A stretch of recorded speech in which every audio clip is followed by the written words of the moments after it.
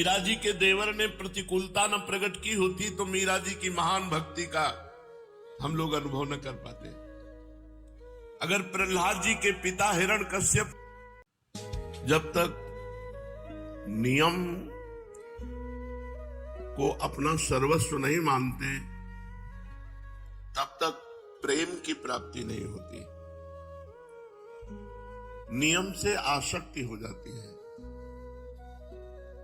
ये तो उपासना है, अगर वासना भी नियम से की जाए तो उसमें आसक्ति हो जाती है।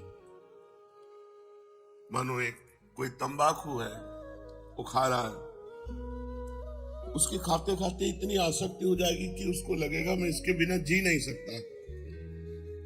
ये नियम में पावर है, ये नियम में सामर्थ्य है। असत वस्तुओं का सेवन अगर नियम पूर्वक किया जाए तो ऐसा अनुभव कराने लगती है कि मैं उनके बिना रह नहीं सकता। तो यदि हम सच्चिदानंद प्रभु का भजन का नियम करें तो नियम में इतनी सामर्थ्य है कि कुछ समय के बाद आप भजन के बिना रह नहीं सकते, आपके भजन में आसक्ति हो जाएगी। पर नियम पालन के लिए हर कष्ट सहना, यही तपस्या है। जिस नियम को हम ले उस नियम पालन करने के लिए चाहे हमें जितना कष्ट मिले, हम अपने नियम को न तोड़ें तो नियम से भगवान प्रसन्न हो जाते हैं, क्योंकि नियम से ही प्रेम की प्राप्ति होती है। निंदन्तु नीति निपुणा यदिवा स्तुवन्तु लक्ष्मी समाविशतु गच्छतु वा यथेच्छम अद्यैव वा मरणमस्तु युगान्तरे वा न्यायात् तथा प्रविचलन्ति पदम न धीरा। नियम पालन करने के लिए हमको इतना बलवान बनना पड़ेगा, चाहे लोग हमारी निंदा करें या हमारी स्तुति करें। लक्ष्मी सब नष्ट हो जाए, सारे सुख नष्ट हो जाए, अद्यैवा मरणमस्तु युगांतरे वा, अभी मर जाऊं या युगों में मरूं, इसकी कोई परवाह नहीं, पर मैं अपने सत्मार्ग के नियम को नहीं तोड़ सकता। नियम बहुत बड़ी महिमा है।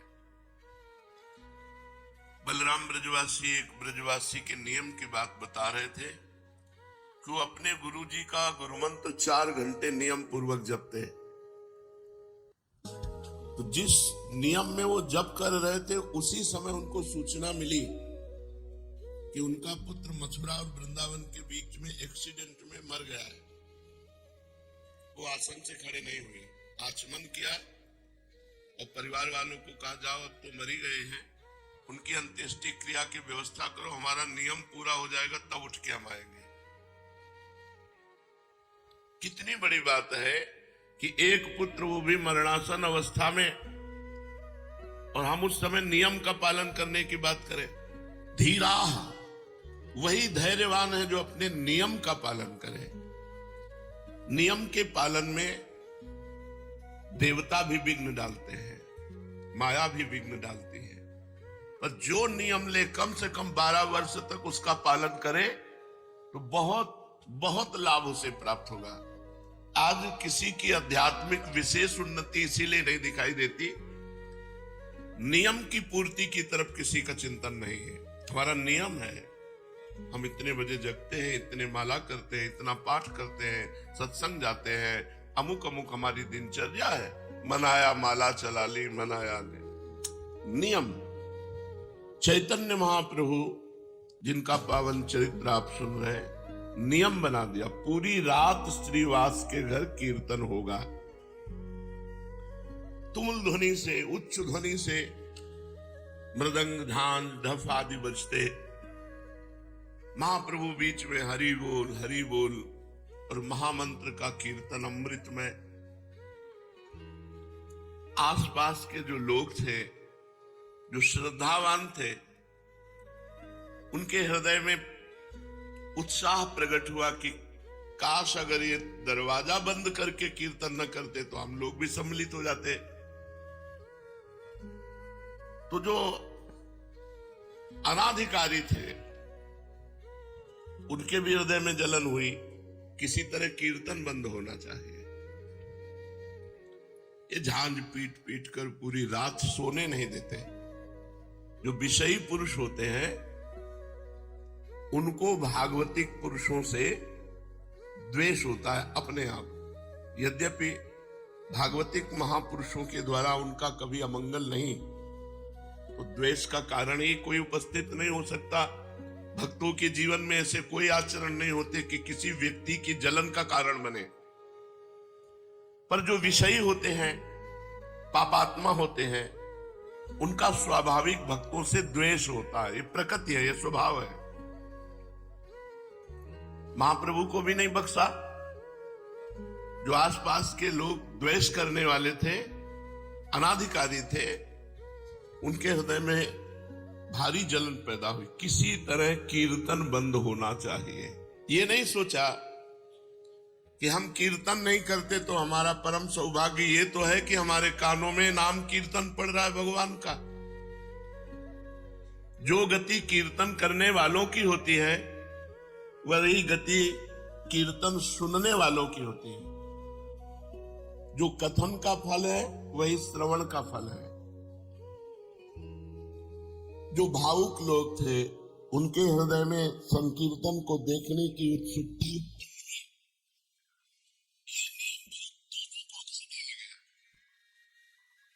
जो अनाधिकारी द्वेष रखने वाले थे, उनके हृदय में तो करने लगा कि पूरी रात ढोल पीटते हैं, जान पीटते हैं, नींद नहीं आती। जो अधिकारी भावुक जन थे, उनको कि बस चयन किए हुए भक्त जनों को अंदर कर लिया, दरवाजा बंद कर लिया। ये क्या है? अरे खुला कीर्तन करो जिससे हम भी आनंदित हो। दोनों भाव वालों को झुंझलाहट पैदा हो गई। श्रद्धावान अपनी झुंझलाहट को रोककर धैर्य पूर्वक कि कभी तो ऐसा अवसर आएगा कि कीर्तन घर के बाहर होगा तो हम भी आनंद ले लेंगे, वो प्रतीक्षा करने लगे। नम्रता पूर्वक भगवान से प्रार्थना करने लगे कि कभी हमें भी कीर्तन में सम्मिलित होने का अवसर मिले। जो नियम पालन करते हैं उनमें एक विशेष सामर्थ्य प्रकट हो जाती है। उत्तरोत्तर अध्यात्म की उन्नति होती है और वो प्रभु के चरणारविंद तक पहुंच जाते हैं, नियम पालन करने वाला। किंतु जो नियम का पालन नहीं कर पाते हैं तो उनको काम क्रोध आदि परास्त कर देते हैं। बहुत पॉइंट की बात है। जो नियमनिष्ठ नहीं होते उन्हें काम क्रोध आदि परास्त कर देते हैं। अपनी दिनचर्या की भी मौज मस्ती, तो इन्हें काम क्रोध आदि इनको परास्त कर देंगे। ये सब मरे हुए हैं। जिनके मन में भागवतिक उत्साह नहीं, भजन का उत्साह नहीं, भगवत चर्चा सुनने की अंदर तृष्णा नहीं, वो मरा हुआ जीवन है। जिन हरि भगति हृदय नहीं आनी, जीवित सौ समान ते प्राणी। वो मुर्दे के समान है जिसके हृदय में भगवान की भक्ति नहीं। जो संकीर्तन को विघ्न रूप समझ रहे थे, यार रात भर ऐसा होता है। जहां भागवतिक नियम होता है वहां द्वेष पैदा हो जाता है उन लोगों के हृदय में जो विषय होते हैं। द्वेष स्वाभाविक प्रकट हो जाता है, ये प्रकृति है। बहुत से शत्रु भाव रखने लगे महाप्रभु के प्रति। ये कीर्तन बंद होना चाहिए।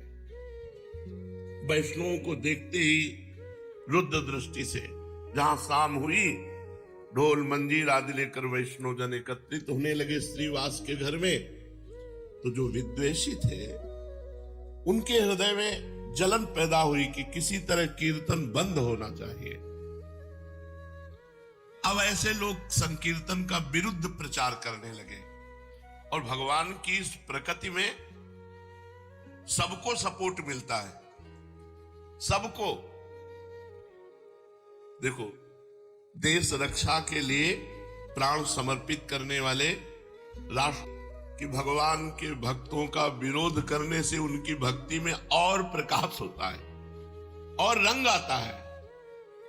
दुष्टों को पता नहीं होता, दुष्टों को लगता है मैं विरोध करूंगा तो इनका अपयश होगा, इनकी हानि होगी। तो कई बार सत्संग में बताया है कि दुष्ट रूपी डंडा के ऊपर भक्त रूपी झंडा फहराता है। अगर मीरा जी के देवर ने प्रतिकूलता न प्रकट की होती तो मीरा जी की महान भक्ति का हम लोग अनुभव न कर पाते। अगर प्रहलाद जी के पिता हिरण्यकश्यप ने विरोध प्रकट न किया होता तो प्रहलाद जी की भक्ति का प्रकाश हम लोग नहीं समझ पाते। संकीर्तन के विरुद्ध प्रचार होने लगा, संकीर्तन बंद होना चाहिए, यहां बुरे बुरे काम होते हैं, ऐसा प्रचार होने लगा। कोई जड़मूल नहीं है, प्रचार शुरू। दुष्ट स्वभाव के नरकगामी अधोगति को प्राप्त होने वाले लोगों की पार्टी बन गई। ये अपने आचरण और भावों के द्वारा ही अपना सर्वनाश कर लेते हैं। भक्तों का विरोध करने का मतलब है पहाड़ में अपनी खोपड़ी फोड़ना। पहाड़ का कुछ नहीं बिगड़ता, तुम्हारे ही माथा चकनाचूर हो जाएगा। भक्त भगवान के भरोसे होता है। अरे जमाने जोर लगा ले, कितना जोर लगाएगा, भक्त और भगवान का झंडा कभी न झुकने पाएगा। क्या क्या नहीं किया हिरण्यकश्यप ने प्रहलाद जी पर कुछ उनकी भक्ति पे आंच आई क्या? विरोधियों के विरोध का और मंगल स्वरूप प्रकट हुआ। क्या मंगल स्वरूप? महाप्रभु को जोश आ गया। भक्तों को भयभीत देख करके महाप्रभु के हृदय में विश्वव्यापी संकीर्तन को फैलाने का। नहीं तो हो सकता था कि कई वर्षों चलता रहता दरवाजा बंद करके कीर्तन, लेकिन कीर्तन के विरोध ने कीर्तन को विश्वव्यापी बना दिया। दुष्ट पुरुषों के विरोध से महापुरुषों का बड़ा कार्य हो जाता है। ये दुष्ट जन जो है, विरोधी जन जो है, अभक्त जन जो है, उनके चरणों में प्रणाम है। ये भक्ति को, नियम निष्ठा को प्रकाशित करने वाले हैं। भक्तों को अगर किसी ने प्रकाशित किया तो भक्ति विरोधी आचरण वाले दुष्टों ने प्रकाशित किया। बलिहारी है उन दुष्टों की जिन्होंने ऐसे महान भक्तों को प्रकाशित कर दिया कि हम जान पाए कि इतनी क्षमता के महापुरुष है।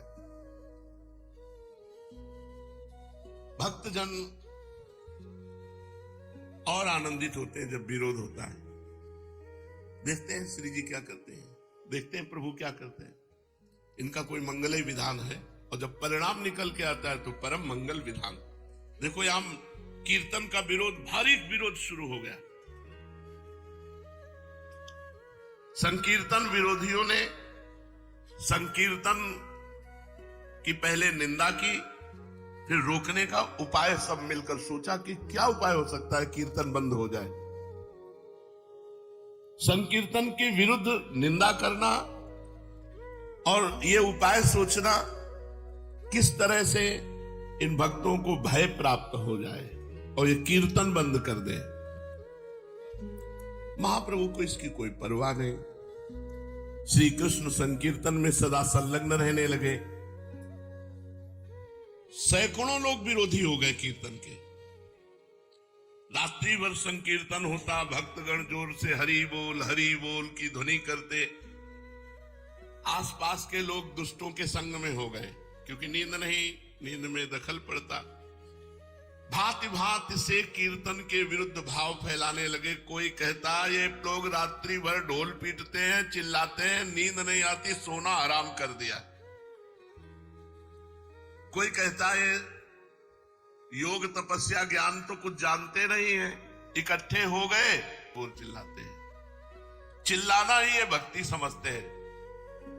कोई बीच में कहता जी पूरी हत्या की जड़ तो ये श्री बासुर है, ये भीख की रोटी खाता है और रात्रि भर अपने घर में कीर्तन कराता है, पूरा मोहल्ला परेशान है। 10-20 लोग ऐसे बैठ गए, कीर्तन का आनंद नहीं ले रहे, निंदा कर रहे हैं बैठकर, कीर्तन का विरोध की भावना। अब ये प्रचार प्रसार आपस में निंदा स्तुति का होते होते काजी के पास पहुंचा। कुछ लोगों ने काजी से रिपोर्ट की कि श्रीवास के घर रात्रि भर बड़ा उपद्रव होता है, वहां जो नहीं होना चाहिए वो भी होता है, आप इस पर दखल डालिए। अब दुष्टों को तो बड़ा आनंद हुआ। अब ये प्रचार करने लगे कि राजा की तरफ से कीर्तन करने वालों के लिए फौज भेजी गई है और वो आएंगे, कीर्तन करने वालों को बांध कर ले जाएंगे, सजा देंगे, जेल में डाल देंगे और श्रीवास का घर तो तोड़ फोड़ करके गंगा जी में बहा देंगे। कीर्तन करने वालों की अब खैर नहीं। ऐसे पूरे नवद्वीप में खबर फैल गई जब काजी को सूचना मिली। अब आई है नियम की परीक्षा की घड़ी। अब उनमें जो कुछ हल्के भाव वाले थे उन्होंने कहा भाई कृष्ण कृष्ण जपना तो हम जप लेंगे अब, लेकिन राजा के डंडे कौन खाएगा, जेल में कौन बंद होगा। तो श्रीवास जी के घर आना बंद कर दिया। उनमें जो कच्चे दिल वाले थे, भाई हम तो कीर्तन करते, हमारा तो कोई दोष नहीं, हम तो साफ कह देंगे कि हम भाई आवाज से कीर्तन में नहीं जाएंगे। और सही बात है, किवाड़ बंद करके कीर्तन करने की जरूरत क्या। कुछ कमजोर दिल वाले जो थे वो उधर ही सपोर्ट में हो गए, भयवश। ऐसा नहीं होना चाहिए। अच्छा, कुछ लोग होते हैं दो मुंह वाले, इधर भी मौजली उधर भी मौजली।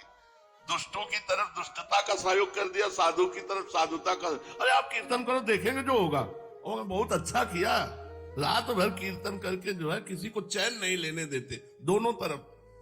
तो ऐसे जो कुछ वो तो डर गए। कुछ लोगों ने कहा जब तक फौज ना आवे तब तक कीर्तन चालू रखो, फिर फौज आएगी तो देखा जाएगा। हिम्मती जो भक्तजन थे। कुछ ने कहा कि चलो काजी से जाके कहते हैं कीर्तन में स्त्रियों को भी अंदर ले जाते हैं। मालूम पड़ता है ये लोग शास्त्र विरुद्ध आचरण करने वाले वाम मार्गी। यहां तक ये लोग पता नहीं क्या सोच सकते हैं, कितना सोच सकते हैं विरोधी। और ये एक यही की बात नहीं कि कीर्तन में गदाधर भट्ट जी जब कथा कहते तो भगवान में डूब करके ऐसे कथा कहते कि कथा सुनने वाले वैरागी और प्रेमी हो जाते। संसार से वैराग्य और भगवान से अनुराग। तो एक कल्याण सिंह नाम के कथा सुनने आते थे, बड़े धनी मानी थे। तो कथा में यही तो चर्चाएं होती है कि भाई ब्रह्मचर्य से रहो, संयम से रहो। ऐसा उन्होंने अपनी पत्नी से बात करना बंद कर दिया, काम संबंधी चेष्टाएं बंद कर दी। अब पत्नी तो कथा सुनने आती नहीं थी। उसने विचार किया कि ये पंडित कथावाचक ही हमारी जिंदगी में आग लगा दी। अब हमारे पति हमसे बातें नहीं करते, कल्याण सिंह, हम इन पंडित की धुलेंगे जिससे हमारे पति की श्रद्धा पंडित के प्रति खत्म हो जाए। तो कथा सुनना बंद कर देंगे तो फिर हमसे पति पत्नी का प्यार। एक दिन देखा कि एक गर्भवती गली गली मांग रही थी भिक्षा। ऐसे बुलाया और कहा कि ऐसे एक एक दाने मांगती घूम रही, तुझे को असरफियां देंगे, ले। और वहां कथा हो रही, सभा में जाके कह दे कि पंडित जी जब गर्भ नहीं रहा था तो खूब आते हो, गर्भ रह गया है, अब इसका पालन पोषण कौन करेगा। बस इतना तुझे कहना है, जितना पैसा कहेगी उतना देंगे। और वो टुकड़े टुकड़े भीख मांगने वाली, उसके लिए क्या कहना है, वो तो निर्लज्ज थी। उसने सरफियां ली और पहुंची कथा में। पंडित जी, तो अब जैसे कथा में पंडित कोई स्त्री पहुंच जाए, महापुरुष, उनमें से एक बहुत समर्पित थे, उन्होंने इशारे से पीछे बुलाया ऐसे। तो कल्याण सिंह जी महाराज वहां कथा में बैठे हुए थे। उनका सच्ची बता, कभी जानती है इनको तू?